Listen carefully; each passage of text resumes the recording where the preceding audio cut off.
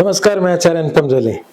वृश्चिक राशि वाले लोगों के लिए आगामी सप्ताह अर्थात जून का पहला हफ्ता 1 जून से 7 जून के बीच में ग्रहों का आपके जीवन में प्रभाव और समाधान। और पहले बता दें, इस बार बड़े परिवर्तन हो रहे हैं और बड़े परिवर्तन में अच्छी बुरी दोनों बातें समाहित है।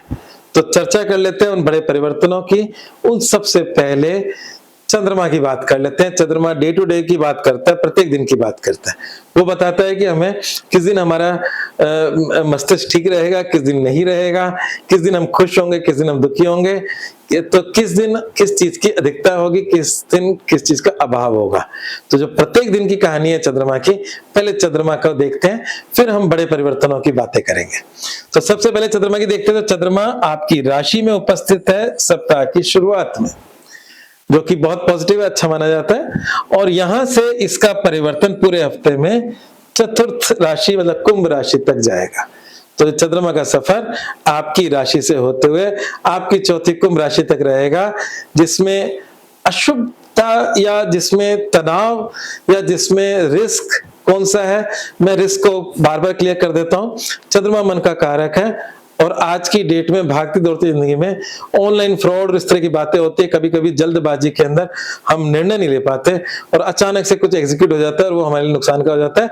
बस इस दिन थोड़ा संभल के रहना होता है, क्योंकि सप्ताहांत में चंद्रमा यहाँ आएगा तो आपका सप्ताह बहुत ही अच्छा जाने वाला है। सप्ताह का अंतिम दिन आपका थोड़ा चिंता का हो सकता है। तो 6 और 7 जून आपके लिए सप्ताह के अंतिम 2 दिन आपका कुंभ का चंद्रमा आपको मानसिक खिन्नता दे सकता है। अब बाकी चंद्रमा की स्थितियां क्या है। राशि का चंद्रमा फर्स्ट डे, जो आपका सप्ताह का पहला दिन है, वो आपको एक मतलब पोषित करेगा, जिसे हम बोलते हैं कि पहला चंद्रमा पोषक होता है। तो पोषक का मतलब स्वास्थ्य के लिहाज से अच्छा है, आपके नए विचारों के लिहाज से अच्छा है और आत्मविश्वास के लिहाज से अच्छा है। तो मंगल यहाँ पर चंद्रमा आपके लिए लाभकारी है। दूसरा चंद्रमा धन परिवार की छोटी मोटी चिंताएं दे सकता है, पर वो चिंताएं ही होगी, नुकसान कुछ नहीं होने वाला। मानसिक चिंताएं होती है, पर वो उस चिंता का समाधान है, क्योंकि उसका समाधान अभी थोड़ी देर बाद आ जाएगा। तीसरा चंद्रमा बहुत ही शुभ होता है, बहुत ही अच्छा माना जाता है। आपका पराक्रम बढ़ता है, आपका सम्मान बढ़ता है, आपका सामाजिक दायरा बढ़ता है, नए पुराने मित्र मिलते हैं, मौज मस्ती भी होती है और आपके जीवन के काम भी एग्जीक्यूट होते हैं, छोटे मोटे सुखद यात्राओं का योग है। और उसके बाद चंद्रमा आपका अंतिम 2 दिन 6 और 7 जून को थोड़ा सा चिंताजनक है। तो ये तो हो गया चंद्रमा का आपके जीवन में प्रभाव। अब उन बड़े परिवर्तनों की बात कर लेते हैं। एक परिवर्तन शुक्र और बुध का है, जो हमारे लिए चिंताजनक है। और एक बड़ा परिवर्तन जो आपकी लाइफ में एक बड़ा टर्निंग पॉइंट लेकर आ रहा है, वो है बृहस्पति का परिवर्तन, जो कि 12 साल में एक बार होता है। इस जगह पर पहुंचता है, बृहस्पति उच्च का होता है। वो 1 जून की रात को 1:50 पर और अक्टूबर, ये रहेगा अक्टूबर तक। अक्टूबर के बाद वापस आएगा अगले साल, पर अभी नहीं, मतलब तेजी से जाएगा। अक्टूबर में सिंह राशि में चले जाएगा। तो बृहस्पति का जो आपके जीवन में आने वाले समय में परिवर्तन आ रहा है, बहुत गजब का आ रहा है। बृहस्पति यहाँ आ गए कर्क राशि में। तो देखते हैं इन सब परिवर्तनों के क्या अच्छे और बुरे परिणाम है। तो सबसे पहले मंगल की बात करते हैं, जो मंगल स्वग्रही होकर आपके 6ठे भाव में। गोचर का मंगल बुरा नहीं होता। लग्न में 6ठा मंगल स्वग्रह राशि का आसपास शत्रुओं की संख्या बढ़ा देता है, इवन लोन भी बढ़ा सकता है। तो लोन, शत्रु, इस तरह की बातों में वृद्धि करता है। तो यहाँ पर मंगल आपके जीवन में भी इस वक्त हो सकता है कि आपके एनिमीज या इस तरह की चीजों को बढ़ाए, पर प्रोटेक्शन पूरा दे रहा है वो। तो प्रोटेक्शन कैसे दे रहा है। मंगल की 8वीं दृष्टि आपकी राशि पर है, जो उसको स्वयं की राशि है। तो मंगल यहाँ बैठकर अच्छा, यहाँ अच्छी अवस्था में है। मेष राशि का मंगल अच्छा है, घर बुरा है। और गोचर का बुरा नहीं होता मंगल, मैंने बताया कि 6ठे घर से गुजरना अच्छा माना जाता है। तो कुल मिलाकर बात है कि आपको सशक्त बना रहा है, मजबूत बना रहा है। अगर आपके शत्रु बढ़ रहे हैं तो उसमें भी आपको ईश्वरीय कृपा प्राप्त हो रही है। दूसरा जो कॉम्बिनेशन है वो बुध शुक्र का है। ये कॉम्बिनेशन कुछ अच्छा नहीं लग रहा। कुछ अच्छा क्यों नहीं लग रहा? क्योंकि शुक्र जो है आपके वैवाहिक जीवन का प्लेनेट है और बुध जो है वो आपके लॉसेस का प्लेनेट है, और लॉसेस के घर में दोनों की जो युति हुई है वो थोड़ा बहुत कष्टकारी है। हाँ, ये कहता है कि बुध शुक्र की यहाँ पर युति थोड़ा बहुत मेरे को लगता है कि वैवाहिक जीवन को लेकर थोड़ा बहुत टेंशनेबल है, पर ये टेम्पररी बातें होती है, ग्रह बदलते रहते हैं। ये जो बुध और शुक्र है ये ना तो स्लो मूविंग है ना फास्ट मूविंग है, ये करीब करीब विद इन ए मंथ 25 से 28 दिन के अंदर बदल जाते हैं। तो कुल मिला के बात है कि टेम्पररी थोड़ी बहुत चिंताएं दिख रही है, क्योंकि 8वां अगर नुकसान का होता है तो दोनों वैसे तो सौम्य से ग्रह हैं, बुध कंडीशनल है तो शुक्र के साथ बैठ के अशुभ नहीं हुआ, क्योंकि सौम्य ग्रह के साथ जब बुध बैठता है तो सौम्य ही कहलाता है। तो बुध शुक्र की युति दो सौम्य ग्रहों की है, तो सॉफ्ट प्रॉब्लम्स जीवन में आ सकती है, छोटा मोटा एक्सीडेंट, छोटा मोटा नुकसान, इस तरह की बातें की संख्या थोड़ी बढ़ सकती है। ठीक है, तो उपाय समाधान पर आएंगे तब हम और चर्चा करेंगे। एक जो बड़ा परिवर्तन है वो बृहस्पति का है, that is very big big big परिवर्तन, जो मैंने भी थोड़ी देर बोला। ये क्या क्या देगा आपके जीवन के अंदर?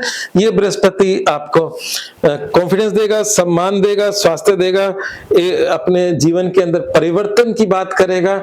जो कुछ चल रहा है जीवन में उस लाइफ के अंदर कोई पॉजिटिव बड़े परिवर्तन की बात कर रहा है, और साथ ही साथ ये आपको देगा संतान सुख।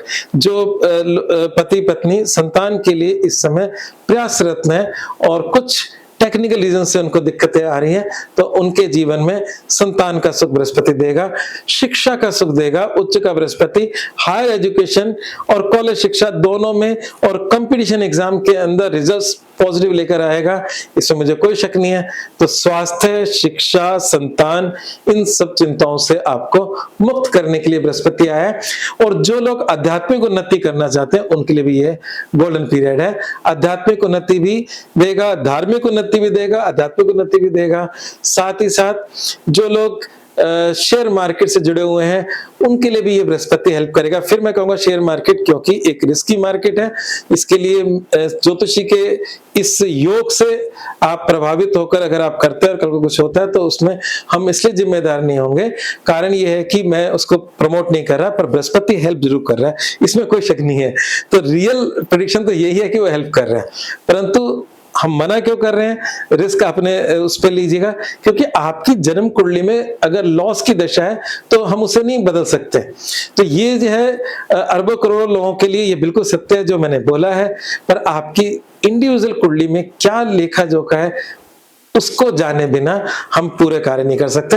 हाँ, उसमें भी अगर आप कुछ गड़बड़ है तो उसमें कुछ हेल्प ही करेगा बृहस्पति, तो थोड़ी बहुत हेल्प मिल रही है, तो आपके इस तरह के व्यापार में भी ये आपको लाभ देगा।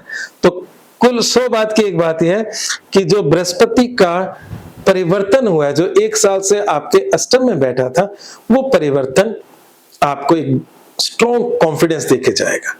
आने वाले समय में स्ट्रॉन्ग कॉन्फिडेंस दे रहा है, एक पॉजिटिव परिवर्तन दे रहा है। तो ये था आपका राशिफल। तो राशिफल के अंदर अब इसमें कर क्या सकते हैं, उपाय क्या कर सकते हैं? तो उपाय में महा उपाय जो मैं दे रहा हूं इस हफ्ते का वो है मूंग की दाल का दान करना। मूंग की दाल बुध ग्रह को रिप्रेजेंट करती है। साबुत मूंग लेना, वो टूटा हुआ मत लेना। ये मूंग की दाल आपके मतलब बुध को रिप्रेजेंट करती है, और ग्रहों के ग्रेन्स का दान बहुत पावरफुल होता है, बहुत रिजल्ट देता है। अगर आपके लॉसेस और प्रॉब्लम्स बढ़ गई हैं तो आप निश्चित रूप से बुधवार को मूंग की दाल का दान करें, उससे लाभ मिलेगा। और एक अच्छा उपाय दे रहा हूं, उसको जरूर करें। मूंग की दाल का दान एक बार आप अवॉइड भी कर दें कोई बात नहीं, पर हरा चारा गाय को डालना शुरू कर दें, और ये प्रैक्टिस आप लंबे समय तक कर सकते हो। ठीक है ना? तो हरा चारा गाय को डालना शुरू करें, रोज भी डेली भी डाल सकते हो, और डेली डालोगे तो बहुत अच्छी बात है। पर अगर आपकी भागती दौड़ती जिंदगी में पॉसिबल नहीं है तो बुधवार इसको इस हफ्ते नहीं, इसको कंटिन्यू कुछ हफ्ते तक जारी रखें। दूसरी बात यह है कि मूल मंत्र है कार्य को गुप्त रखने में ही भलाई है। ये मूल मंत्र इसीलिए दिया इस बुध शुक्र की युति की वजह से ही। 8वां घर जब एक्टिव हो जाता है तो वो हाउस ऑफ लॉसेस होता है। 8वां घर गुप्त चीजों का भी होता है। गुप्त चीजों में पूरे बेनिफिट दे जाता है। जैसे मान लीजिए गुप्त का मतलब ये हुआ कि जो लोग स्पाई होते हैं उनका तो सारा काम ही गुप्त होता है ना, इस तरह की बात। इवन मैं गलत एग्जांपल ले रहा हूं पर लेना पड़ रहा है, दिमाग में आ गया। तो वो है जो लोग रिश्वत लेते हैं, जो कि बहुत गलत बात है, इस देश से तुरंत समाप्त हो जानी चाहिए, पर वो भी गुप्त रूप से लेते हैं, कोई खुले में तो लेते नहीं है ना, खुले में ले तो पकड़े जाएंगे। तो इस तरह की एक एग्जांपल, बुरा एग्जांपल भी सेट किया मैंने, एक अच्छा भी एग्जांपल किया। हमें बुराई की तरफ जाना नहीं है, अच्छे कामों में हम कुछ भी करें, चीजों गुप्त रख के करें, जिससे आपको सफलता आपको जरूर मिले। तो आज बस इतना ही, और आज मुझे दें इजाजत। धन्यवाद।